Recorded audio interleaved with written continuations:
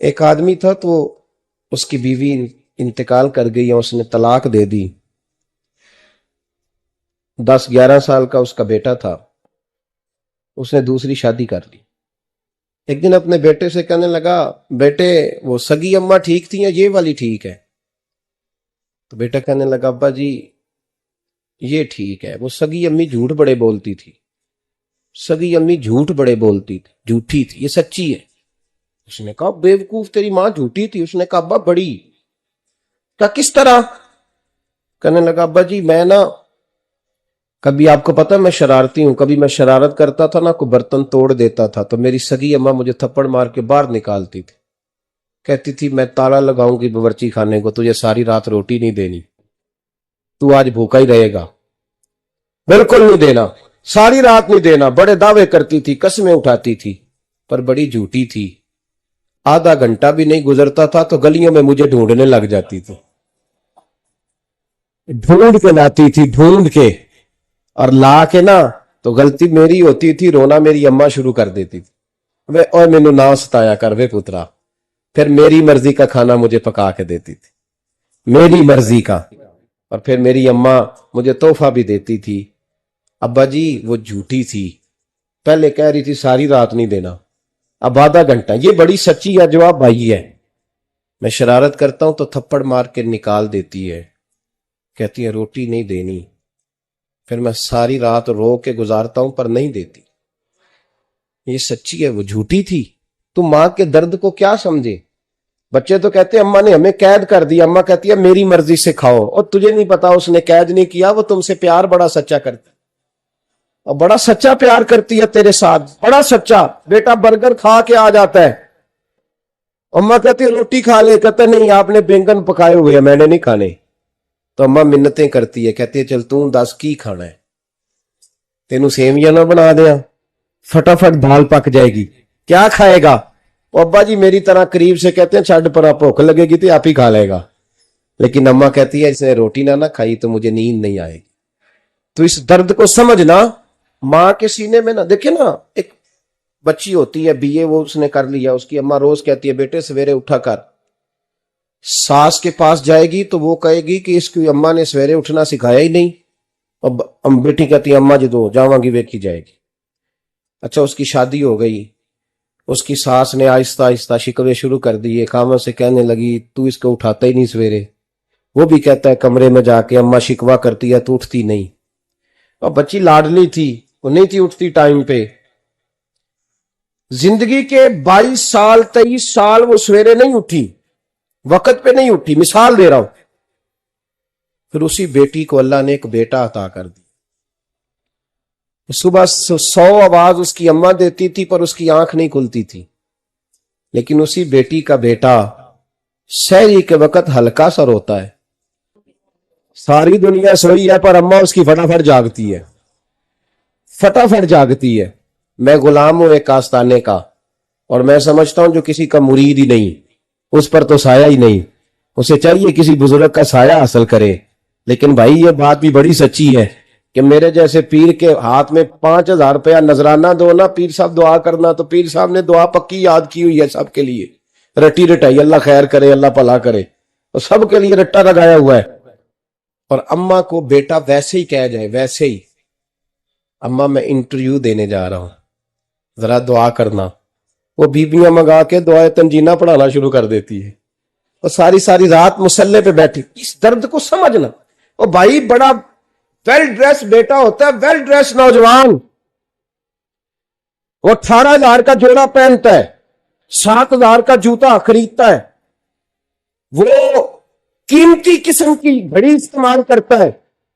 لیکن اسی بچے کے جب اپنے بچے ہوتے ہیں نا تو بیوی کو کہتا ہے یہ لے 10,000 روپیہ، بچوں کے کپڑے خرید لے، میرے صحیح ہیں ابھی کل ہی تو خریدے تھے. اور باپ، اور تو سمجھا ہی نہیں یار، 30 سال باپ نے جوانی ساری سعودی عرب کو دے دی، لیکن تیرا خیال رکھا. میں ایسے لوگوں کو جانتا ہوں جنہوں نے 30 سال پردیس میں کمبل نہیں بدلا، اور جہاں گئے تھے تو ایک کمبل خریدا تھا پھر بدلا نہیں. تو ماں باپ کے بارے میں، اور یہاں بچے حساب کرتے پھرتے ہیں بھائی تو پچھلے مہینے بھی 5,000 دیتا سی، تسی پیسے نہ کر دے کی ہو ماں باپ سے حساب کرتے ہیں تو. ترمذی شریف کے لفظ ہے, ایک صحابی نے آ کے عرض کی یا رسول اللہ پیسے وراثت کے نہیں, میرے ابا جی نے نہیں دیے مجھے, اور میں نے خود محنت کر کے کمائے, اب میرا ابا مجھ سے پیسے مانگتا ہے تو کیا کروں, وہ میرے ہیں, میں نے کمائے ہیں, ابا جی نے نہیں دیے, وراثت نہیں, حصہ نہیں ملا. حضور میرا ابا مانگتا ہے تو میرے لیے حکم کیا ہے؟ تو نبی پاک نے فرمایا کیا کہا تم نے, پیسے تیرے ہیں؟ کہا حضور ہاں. تو فرمایا ابا کس کا ہے؟ کہا یا رسول اللہ میرا. تو فرمایا اگر تو اپنے والد کا ہے تو تیری ہر شے تیرے والد کی ہے, تو بھی تیرے والد کا ہے تو تیرا مال بھی تیرے. ماں اور باپ یہ تو حسن ہے زندگی کا, یہ تو وقار ہے انسان کا. جب تک ماں باپ کا ہاتھ پکڑ کے چلو گے نا رستے سیدھے رہیں گے, اور جس دن انگلی چھوڑ کے سڑک پہ نکلنا پڑا نا سر چکرانے لگے گا. یاد رکھنا یہ بڑا مشکل کام ہوتا ہے. لوگوں کا تو رخ ہی اس دن واضح ہوتا ہے جس دن آدمی سائے سے محروم ہوتا ہے. اماں تو کمرے میں پڑی ہو نا, اورنگزیب عالمگیر کی ماں فوت ہو گئی, 350 کمرہ تھا محل کا, اور اماں 12 سال ٹانگوں سے معذور رہی اورنگزیب عالمگیر کی. اماں 12 سال کمرے سے نکل نہیں سکی, ساتھ ہی واش روم تھا یا جو بھی اس دور میں طریقہ تھا. اورنگزیب جب محل میں آتے تھے تو پھر بھی سیدھے اماں کے پاس جاتے تھے, اور جب واپس نکلتے تھے پھر بھی اماں کے ساتھ. اورنگزیب کی ماں کا جنازہ اٹھا تو اورنگزیب نے رونا شروع کیا. پھر سالوں بیت گئے پر اس کے آنسو خشک نہیں ہوتے تھے. ایک شخص نے کہا تیری کوئی انوکھی مر گئی ہے, ساری دنیا کی مرتی ہیں. اس نے کہا میں بادشاہ ہوں, 24 گھنٹے لوگوں کا آنا جانا ہے, بڑے دبدبے ہیں, بڑے ڈیرے داریاں ہیں, بڑی بھینسیں, بڑی گائیں, بڑے کھانے والے, بڑے لانگری. میری ماں بوڑھی تھی, ایک کونے میں پڑی رہتی تھی, پر جب سے وہ گئی ہے یہ مجھے محل نہیں لگتا, مجھے قبرستان لگتا ہے. مجھے لگتا ہے یہ قبرستان ہے. ماں اور باپ تو تیری نعمت ہے بھائی. ہم بچے, ہمارے آج کل کے بچوں نے ایک مسئلہ بڑا پکا یاد کر لیا, کہتے ہیں مولانا پیر صاحب پسند کی شادی کرنا جائز نہیں. میں کہتا ہوں صاحب اور بھی بڑی چیزیں جائز ہیں, صرف ایک ہی شے جائز رہ گئی ہے. رسول پاک صلی اللہ علیہ وسلم سوائے اللہ کے کسی کے پابند نہیں, کسی کے پابند نہیں. پر جناب سیدہ خدیجہ الکبریٰ رضی اللہ تعالیٰ عنہ نے پیغام نکاح دیا, یا رسول اللہ میں شادی کرنا چاہتی ہوں. حضور کسی کے پابند نہیں, پر میرے محبوب نے فرمایا میرا چچا میرے والد کی جگہ ہے, میں اپنے چاچا سے پوچھ کے تمہیں جواب دوں گا. یہ ہے پسند کی شادی جو میرے نبی نے بیان فرمائی ہے. تو سارا کچھ کراس کر کر کے گزر جاتا ہے. یہاں تو حال یہ ہے کہ پالنے والا کوئی اور سائے میں بیٹھنے والا. باغ تیرے دی کر کر راکھی میں ساری عمر گزاری, تو جدوں اے پھل پکن تے آیا تے لے گئے ہور بپاری. اور بیٹا گزرتا ہے اماں کے دروازے کے آگے سے, اماں کے دروازے کے آگے بیٹا امرود لے کے آیا ہے 6 کلو. توجہ ہے میری بات پر؟ ادھر دیکھیں جی, چھوڑیں تھوڑی دیر ہماری سنیں. وہ امرود لے کے آیا 5-6 کلو, تو اماں کے دروازے کے قریب سے گزر گیا رات کو. تو کمائی کھانے کا ٹائم آیا نا تو گزر گیا. تو وہ وزیر اعظم سے ڈرتا ہے نا, تو جا کے بی بی سے کہتا ہے بی بی کے حقوق دینا بھی رسول اللہ کی سنت ہے. لیکن یہ کیا بات ہوئی, تو نے بیوی اور ماں کا مقابلہ شروع کرا دی ہے؟ سمجھ تو صحیح, یہ تیرے لیے کعبے کی جگہ ہے اور تو بیوی کے لیے کعبے کی جگہ ہے. اسے بھی سمجھنا چاہیے, غور کرنا چاہیے. 5 کلو امرود لے کے تو ماں کے کمرے کے قریب سے گزر گیا ہے. بی بی کو جا کے کہتا ہے چل آدھا کلو اماں کو بھی دے آ, اس کے کون سے دانت ہیں. تو پلیٹ میں ڈال کے وہ لائی ہے. تو سمجھا ہی نہیں, تو نے غور ہی نہیں کیا. بندہ تو وہ ٹھیک نہیں تھا, نپولین. پر کسی نے اس سے پوچھا تھا بتا زندگی میں پیسے لینے کا مزہ کب آیا؟ اس نے کہا کہ مجھے مزہ تب آتا تھا کہ میں اپنی ساری کمائی لا کے اپنی اماں کے ہاتھ پہ رکھتا تھا, اور پھر جب میں اپنی ماں سے تھوڑا تھوڑا خرچہ لیتا تھا نا, تھوڑا تھوڑا. توجہ ہے میری بات پہ؟ اماں جی 10 روپے دے آجے.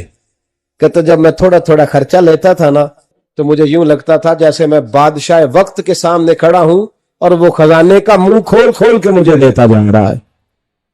تو اس ذائقے کو سمجھتے سری بھائی، تو اس کو سمجھتے سری بھائی، یاد رکھیں اور غور کریں. ماں اور باپ. اور پھر یہ بھی سن لیں، نبی پاک صلی اللہ تعالی علیہ وآلہ وسلم نے ماں باپ کے لیے فرمایا ہما جنتک و نارک، یہی تیری جنت ہے اور یہی تیرے لیے جہنم ہے. اگر یہ راضی ہو گئے تو تیرے لیے جنت ہے، ناراض ہو گئے تو چاہے تو ایک 100 پیر کے مزار پہ حاضری دے آ، لیکن جب تک ابا راضی نہیں اتنی دیر تک اللہ راضی. یہ حدیث پاک ہے، حضور نے فرمایا جس کے والد راضی اس کا اللہ راضی، اور جس کا باپ ناراض اس کا اللہ. ہاں بے شک. اب یہ حدیث ہے نا، تو سارے ولی ایک طرف بیٹھ جائیں کہیں یا اللہ بخش دے مرید کو، لیکن اگر ابا کہے یا اللہ نام معاف کرنا، تو اللہ ان اولیاء کی نہیں مانتا، والد کی مانتا ہے. اس لیے بلے شاہ آسمانی اڈ دیا پڑھنا ہے، جیڑا گھر بیٹھا انہوں پڑھیا ہی نہیں. بھائی یاد رکھو، ماں باپ سے پیار کرو، ان کی خدمت کرو، ان کے پاس بیٹھا کرو، اور ماں باپ کو ٹائم دیں، وقت دیں، چند گھڑیاں ان کے پاس بیٹھیں. آپ یقین کریں ابا جی سے آپ مشورہ کر لیں، صرف مشورہ، مرضی بے شک اپنی کریں، لیکن اس مشورے میں آپ کو اتنا سایہ ملے گا کہ زندگی میں کبھی ناکامی نہیں ہوگی. پر اسی سجن دی مننی ابے دی نہیں مننی. تو پھٹے پہ جو نلائق ہماری طرح کا بیٹھا ہے اس سے مشورہ لینا ہے، والد سے نہیں لینا. باپ کے پاس بیٹھیں، اس سے مشورہ لیں. میرے ابا جی کسان تھے، میں نے اپنی زندگی میں ڈھیروں چیزیں اپنے باپ سے سیکھی ہیں، درجنوں چیزیں سیکھی. میرے والد بڑے خوددار تھے، مزاج میں عجیب سی خودداری تھی.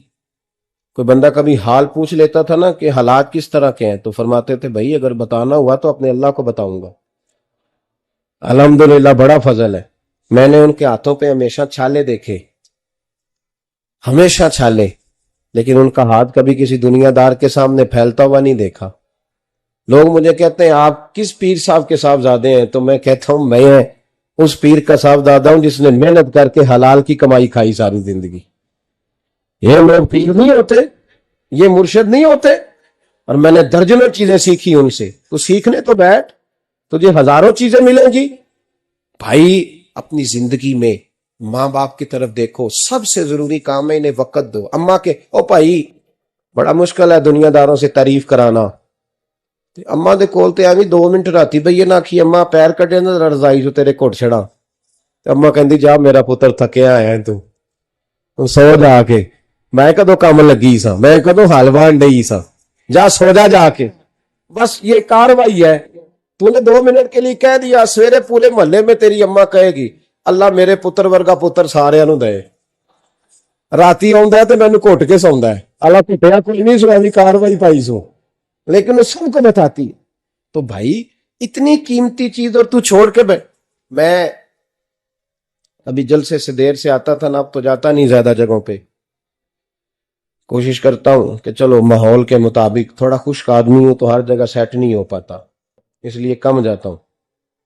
تو کبھی رات کو آتے تھے نا دیر سے، میری اماں جی شوگر کی مریض تھیں، تو میں چھوٹے بھائی کو فون کرتا تھا کہ اماں جی سو گئے کہ نہ سو گئے. میں کہتا تھا کہ تو نہ اس طرح کر، نیچے آ جا، 2 بج گئے، وہ شوگر کی مریض ہے، آنکھ کھول جائے نا تو دوبارہ لگتی نہیں بزرگوں کی، تو دروازہ کھول دے، اندر دستک دی تو دقت ہوگی. تو میں جوتے اتار کے اندر داخل ہوتا تھا، تو پہلا قدم رکھتا تھا تو میری اماں بول پڑتی تھی پتر آ گئے. او بھائی تو اس درد کو سمجھنا، کہ تجھے ملے گا، کوئی ملے گا تجھے ایسا. اب میں دور دراز بھی چلا جاتا ہوں، ان کی زندگی میں نہیں جا پایا، میں ہم نے نہیں جانا، گھر میں رہنا ہے. اس کیف کو سمجھ لے، اس دولت کے قریب ہو جا. حضرت ابو ہریرہ رضی اللہ تعالیٰ عنہ فرماتے ہیں میری اماں بوڑھی تھی، میں ان کی خدمت کرتا تھا. باپ کی خدمت اور ماں کی خدمت سب کے حصے میں نہیں آتی، یہ رب جسے محبوب رکھتا ہے اسے یہ موقع عطا کرتا ہے. خوش نصیب ہے جسے بوڑھا باپ ملے اور وہ نوکری کرے، خوش قسمت ہے جس کو بیمار ماں ملے اور وہ نوکری کرے. حضرت ابو ہریرہ فرماتے ہیں میری اماں بوڑھی تھی تو ان کا معدہ کمزور ہو گیا تھا، تو میں اٹھا کے پخانہ پیشاب کرتا تھا تو کئی دفعہ میرے اوپر کر دیتی تھی. یہ حضرت ابن جوزی علیہ رحمٰن نے اس کو لکھا ہے، فرماتے ہیں میرے دل میں خیال آتا تھا کہ میں بڑا خدمت گزار ہوں اپنی ماں کا۔ ایک دن میں حضرت عمر کے پاس بیٹھا تھا ان کے دور خلافت میں، تو ایک شخص آ گیا۔ اس شخص نے آ کر کے کہا کہ حضرت عمر سے حضور ایک مسئلہ پوچھنا ہے۔ فرمایا پوچھو۔ وہ کہنے لگا حضور میری اماں بوڑھی ہو گئی ہے، بیمار رہتی ہے، مریضہ ہے، مجھے آواز دیتی ہے بیٹے پیشاب آیا ہے، آواز دیتی ہے تو میں اماں کو اٹھاتا ہوں، ابھی میں بیت الخلاء تک واش روم تک جاتا نہیں کہ میری اماں میرے اوپر پیشاب کر دیتی۔ حضرت عمر سے کہنے لگا حضور بچپن میں اماں پہ پیشاب کرتا تھا، اب اماں میرے اوپر کر دیتی ہے تو حق ادا ہو گیا نا۔ حضرت ابو ہریرہ کہتے ہیں جب اس نے سوال پوچھا تو میرے بھی کان کھڑے ہو گئے۔ میں نے کہا یہ تو میرے والا مسئلہ پوچھ رہا ہے، میرے والا مسئلہ پوچھ رہا ہے۔ میرے پاس ایک دوست جمعہ پڑھنے آتے ہیں بڑی دور سے، مجھے کہنے لگے حضرت صاحب جدوں بھی میں آؤنا نا تسی میری ہوئی گل چھیڑ دیندے ہو، وہ جو بات ہوتی ہے نا بالکل میری ہوتی ہے۔ میں نے کہا نہیں یار جو میں کر رہا ہوتا ہوں وہ میری بھی ہوتی ہے، وہ سارے معاشرے کی ہوتی ہے، ہمیں لگتا ہے کہ میری ہو رہی ہے حالانکہ وہ بات ہماری سب کی مشترکہ ہوتی ہے۔ سن لے اور یاد رکھ لے۔ حضرت ابو ہریرہ فرماتے ہیں میرے کان کھڑے ہو گئے، میں نے کہا اس نے تو میری بات پوچھنی شروع کر دی۔ حضرت فاروق اعظم سے کہنے لگا حضور بچپن میں اماں پہ پیشاب کرتا تھا، وہ میرے اوپر کر دیتی ہے تو حق ادا ہو گیا۔ حضرت عمر کہنے لگے نہیں کوئی نہیں ہوا۔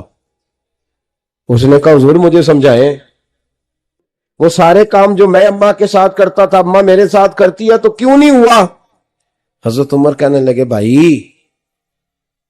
پیشاب تو بھی اماں پہ کرتا تھا اور اماں بھی تیرے اوپر کرتی ہے، پر تیری اور تیری ماں کی سوچ میں بڑا فرق ہے۔ اس نے کہا حضور کس طرح؟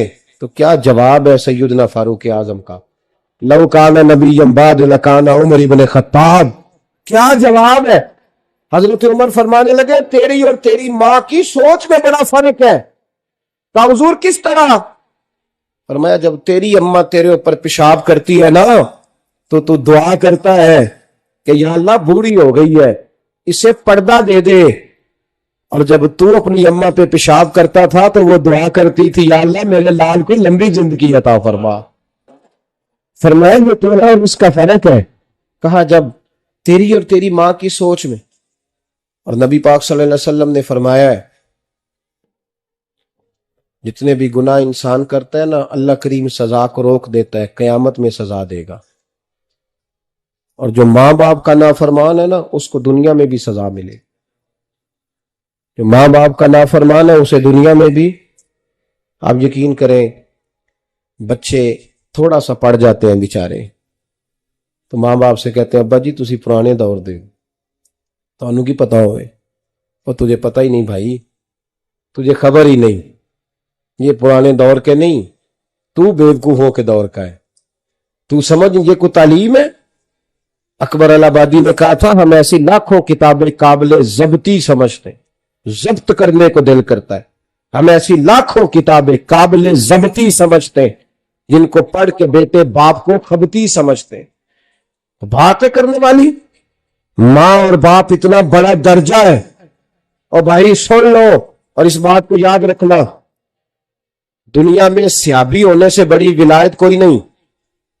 سارے ولی غوث کتب ابدال مل کے بھی سیابی کے قدموں کی خاک تک کو نہیں پہنچ سکتے، لیکن حضرت اویس کرنی سیابی نہیں بن سکے صرف اپنی اماں کی وجہ سے، پیچھے رہے۔ محبوب نے فرمایا تو وہاں رہ کے ماں کی نوکری کر، تیرا نبی تجھ سے راضی ہے۔ اتنا بڑا کام انہوں نے چھوڑ دیا، حضور کی ظاہری زیارت نہیں کر پائے، اور تو کہتا ہے میں فلانے پیر صاحب کے آستانے پہ ہوتا ہوں، اماں بڑے بھائی کے پاس ہوتی ہے، میں جاتا ہوں تنظیموں کے ساتھ جماعتوں کے ساتھ اور اماں فلانے کے ساتھ۔ یہ کیسی بات ہوئی؟ یہ کس طرح کا مسئلہ ہوا؟ جو تیری ڈیوٹی ہے اس ڈیوٹی کو پہلے ادا کر، نوکری کو پہلے کر، فرائض کا ادائیگی پہلے کر۔ تو فرض چھوڑ کے نفل کے پیچھے جا رہا ہے، اس کام کو پہلے سر انجام دے۔ میرے نبی پاک